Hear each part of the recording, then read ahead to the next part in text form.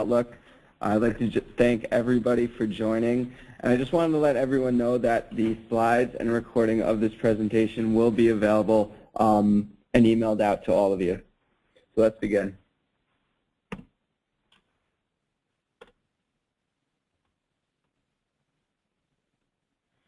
Okay, the agenda for this outlook is first we're going to start with seasonal demand and weather forecast, basically our meteorologist expectations for summer 2014. We're then going to go to generation analysis. Here we'll talk about major outages and retirements that we faced this summer. We're also going to talk about the effect of unplanned outages, which seem to drive price more than those planned outages this summer. We'll talk also about transmission analysis. We'll look at fuel pricing and our expectations for that this summer. And then at the end, we'll just have a quick summary and room for questions if you have any of those at the end. Okay, so for this summer, we'll start with, we're going to look at demand first. Seasonal conditions are expected in New England this summer. We have warmer risks for the June period, and then as we go into July, we actually have a cooler risk, and then August conditions are expected to be neutral. And when we mean risk, we are comparing to previous summers. And this is basically a product of a transition from La Nina to El Nino. In this slide, we have a monthly temperature breakdown broken out monthly. So on the top slide, we have June, July, and August. For June, we have just a slightly bullish a temp forecast. As you can see in the graph, it's mostly New York and then some of western New England that we have a forecast of above normal temps. July, it looks like we have below normal temp forecast for most of western New England and New York.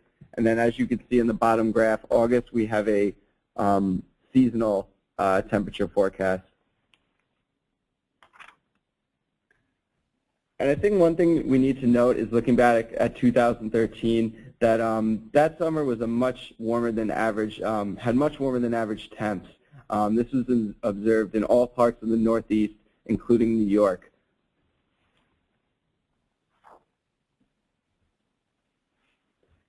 So in this graph, we were able to plot peak demand, peak real-time demand in compared to temperatures for every day last summer.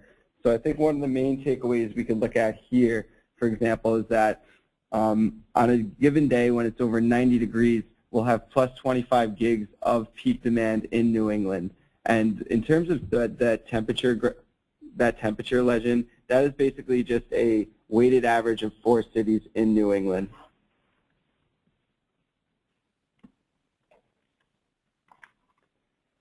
So one thing we wanted to stress in this outlook is that for this summer, the planned generation outages are very small. Looking at this graph, we can see that the only planned generation outages we have are generally in the first week of June. After that, planned outages are almost zero for the July and August period. The reason for this is that most units are required to be available for the summer. This is due to high load levels and reliability concerns. Those units also have the greatest chance for high pricing, so those generators want to be in also. So while planned outages are necessarily small for the summer, we do have to take into account that unplanned outages or frequency events will occur.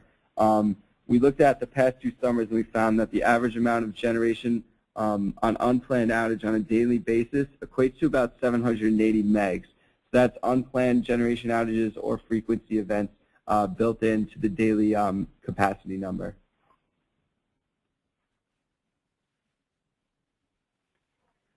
So in this slide, we basically tried to calculate the net effect of 3 major units of different fuel types stepping out of the supply stack during a peak load day of summer 2013. The day we used was July 18, 2013. Load was quite high. The peak load forecast built into that dam that day was about 27.6 gigawatts. So the 3 units we chose were Brayton Point Coal, Pilgrim Nuclear Unit, and then a Four River CC.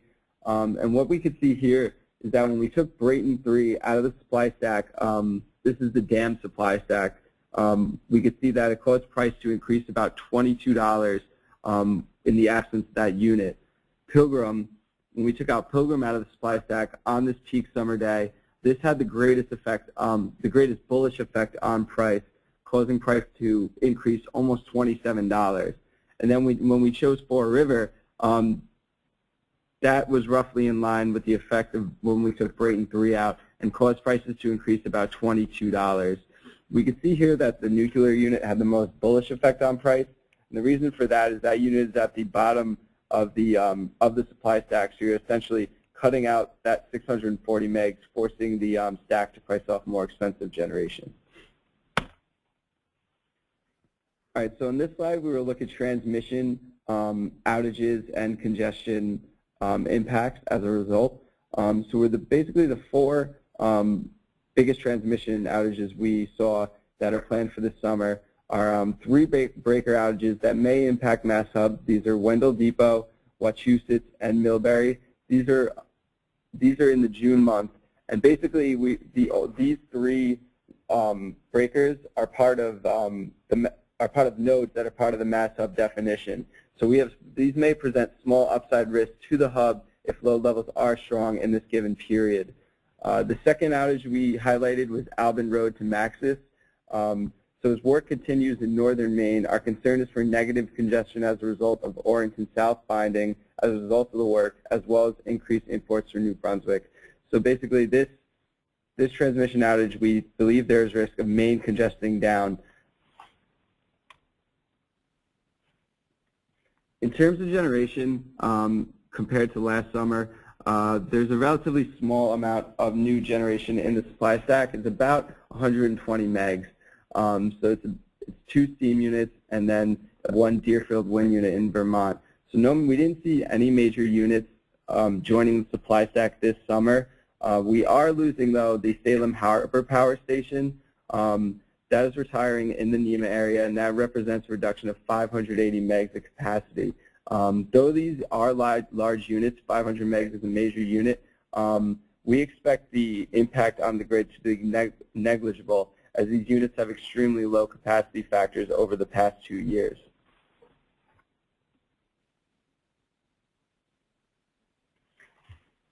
Okay, for fuel.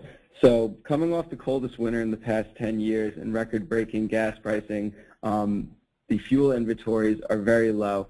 Natural gas working inventories on April 25th were about 45% below the level at the same time last year. So that's one small bullish factor. We have AGT pipeline work that's anticipated to start in the beginning of June, which we will touch on in the next slide. We also have low coal inventories, and this is mainly due to the gradual retirement of coal plants across the country and a slight decline of production. And then the drought and extreme heat conditions in California may result in east-to-west gas flows.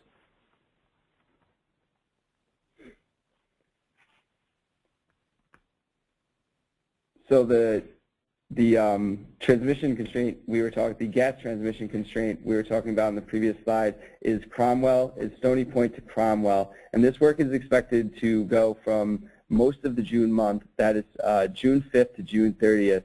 So this is the Cromwell compressor station. We were able to look back on a similar outage last year, and what we found is that the Cromwell maintenance outage did not have a significant effect on the AGT gas pricing during June of 2013. Gas prices did peak to $6.87, but that was mostly in response to a strong heat wave in late May, early June. But we did see that this Cromwell work did have an impact on New York AC flows. So that's one of the external interfaces where flows could flow between New York and New England. So we did see that the Cromwell work did have an impact on those flows. So if you look at the table at the bottom, while gas pricing was not the main driver of those flows, the Cromwell work did bring in net imports into June of 2013, which was a reversal from what we've seen in the previous 2 years.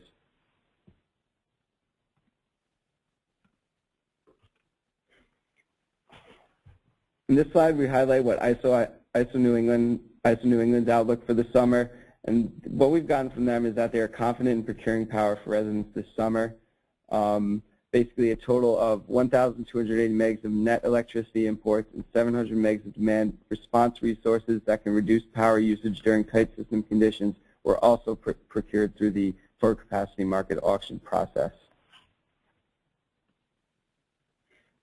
In this slide, we're just taking a look at the various import interfaces throughout New England. So we'll start with phase 1 and 2. Basically what we can see here is that regardless of the mass hub price, phase 1 and 2 flows remain constant throughout the majority of the summer. The scale at the bottom is last year. We can see that those flows average approximately around 1,400 megs on a given day in New England. The second slide we have here is New York AC flows, which we did talk about previously. As you can see in 2013, there was a reversal last summer where those flows continued to be net imports into New England, and we expect that to continue this summer with gas pricing a risk. The last interface we were looking at is New Brunswick. Imports from New Brunswick are expected to remain low during the first few days of June, and that's until Point Lepreau Generating Station returns from outage on approximately June 5th. That's not an exact number, but we're going to have to look out for that. As you can see, that Point Lepreau unit has a big effect on those New Brunswick flows. If we look at the chart to the left, this is from, if you look at August of 2012, we see that when Point Lepreau nuke returned, flows went from about 200 megs average going to about 600, 800 megs. So a large amount of imports are expected when we see that new unit return to the New Brunswick supply stack.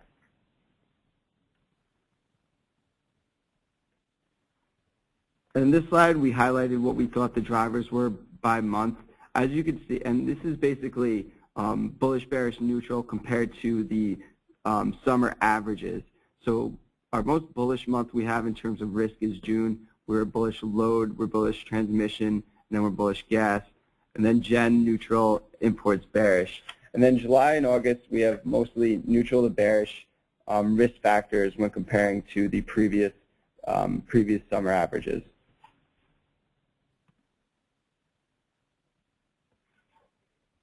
So in summary, for generation, we have a lack of long-term outages only leaves possible trips as a bullish risk. These trips will occur and we'll have to watch out for them on a daily basis. Imports, we're continuing to increase in imports from New Brunswick is generally bearish for the main zone due to the return of Point Lepreau. And with no external interface derates that we currently see planned for July and August, we see net imports as bearish for those months. Transmission outages are bullish for June, as we highlighted earlier in the presentation. And then demand risk for the summer is predominantly bearish compared to historical averages, with possible bullish exception in June. And for gas, we're slightly bullish at the start of the season with that Cromwell work, and then we have bearish risk for July and August due to our forecast of cooler than average temps for those periods.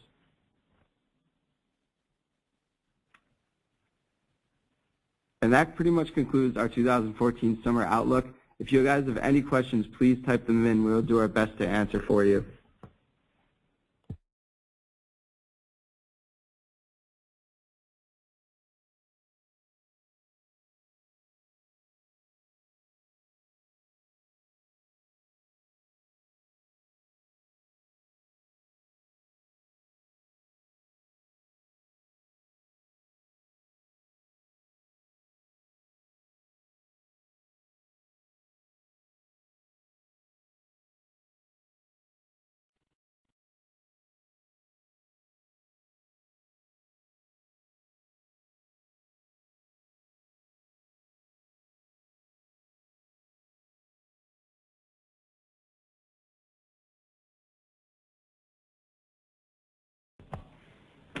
All right, so we had one question come in regarding the Cromwell work on AGT and how that will affect New York AC flows for this summer. The question was, do you think that will drive in, be the main driver of flows during that June 5th to June 30th period? And while we do think that Cromwell will impact the flows and provide a more general lean towards New England as net imports, we still think that the main driver will be the pricing spreads between New York and New England, and we'll have to follow that MPX Rosen spread every day.